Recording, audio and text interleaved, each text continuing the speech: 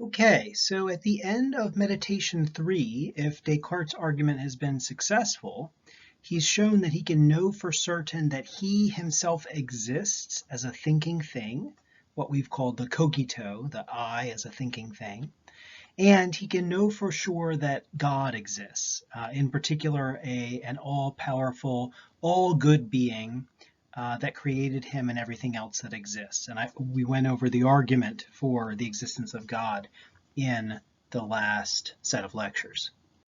Well, in some ways, this is a lot to know for certain, but in other ways, it's not very much. It doesn't include a lot of the things that he formerly believed, including his ideas about logic and mathematics, and the beliefs that he had based on the senses. Right now, his total set of what he knows for certain or knows confidently, at the end of meditation 3 anyway, it's just himself and this all-good God.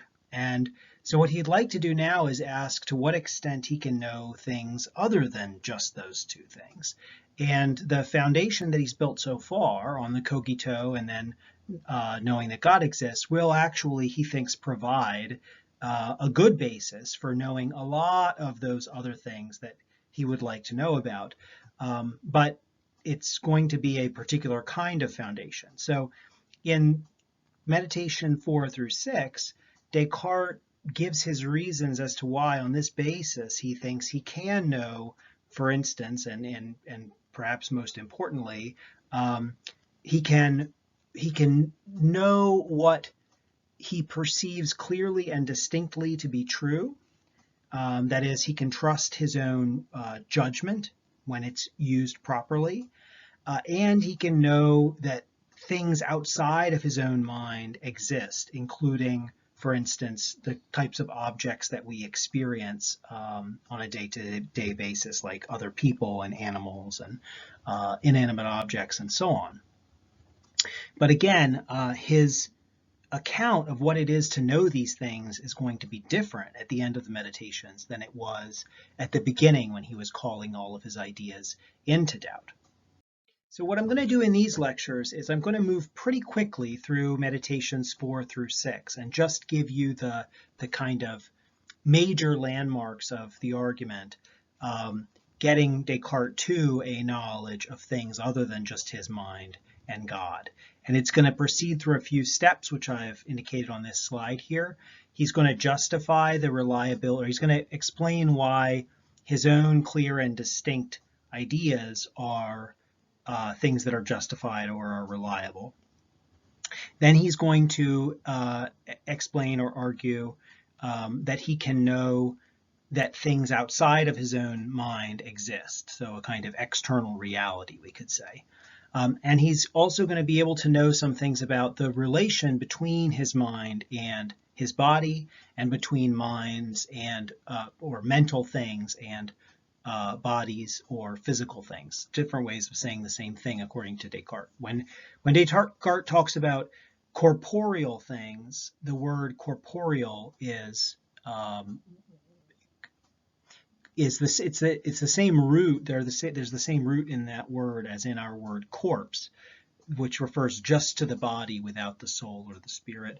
So by body or by corporeal thing or by physical thing, Descartes means the same thing, and we're going to say more about that soon.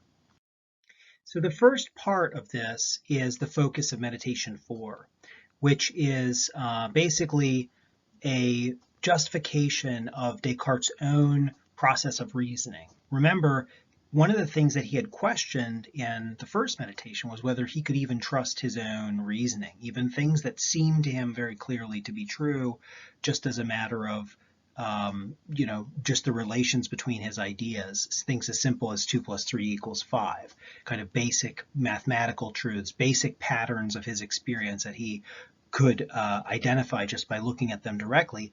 Even those things, he said, were questionable if there wasn't a good God that that justified his belief in those things. Because if there was an all-powerful evil God that was deceiving him all the time, then even those things that seemed absolutely certain to him wouldn't be absolutely certain.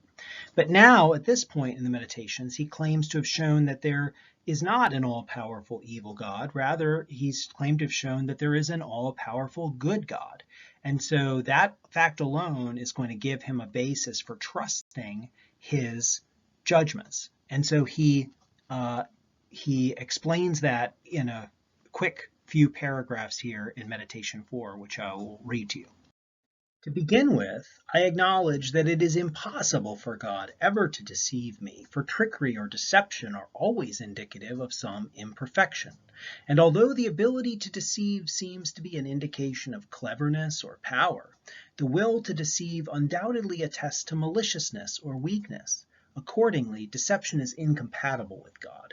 So since God is good, he's not going to be a deceiver. It's just incompatible with his nature as a good thing. Next, I experience that there is in me a certain faculty of judgment, which, like everything else that is in me, I undoubtedly received from God. And since he does not wish to deceive me, he assuredly has not given me the sort of faculty with which I could ever make a mistake when I use it properly. So God made me with this faculty of judgment, so it can't be that the faculty of judgment is inherently going to deceive me, since God is all good and God made me with this faculty.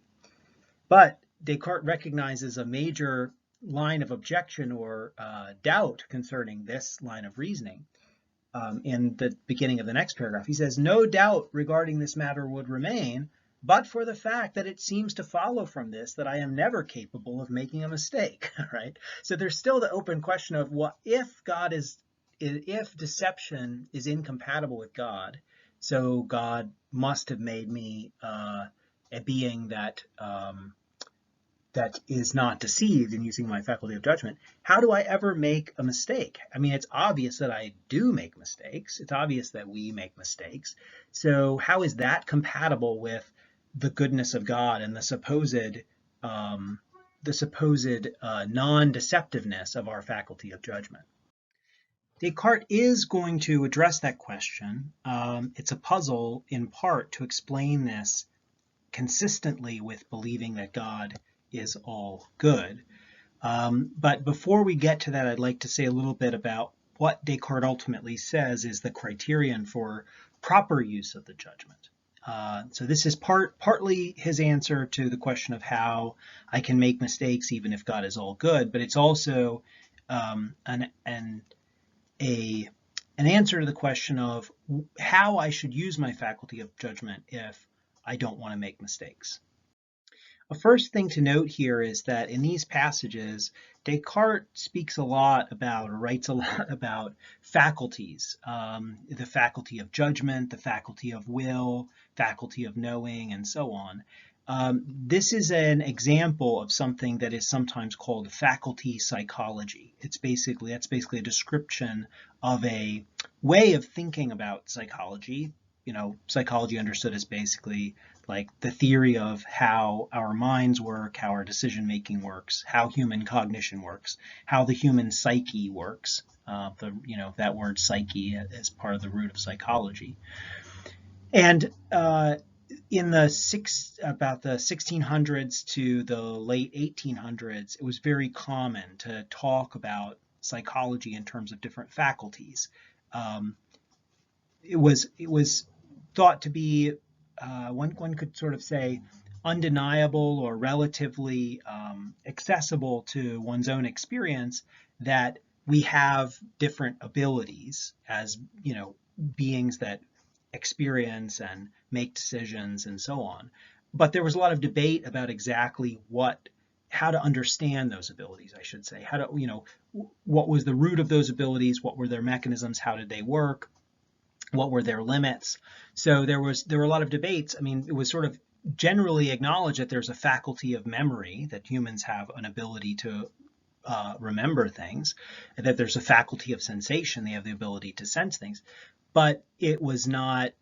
It was a matter of controversy how to understand what memory is and how it works, how that faculty works.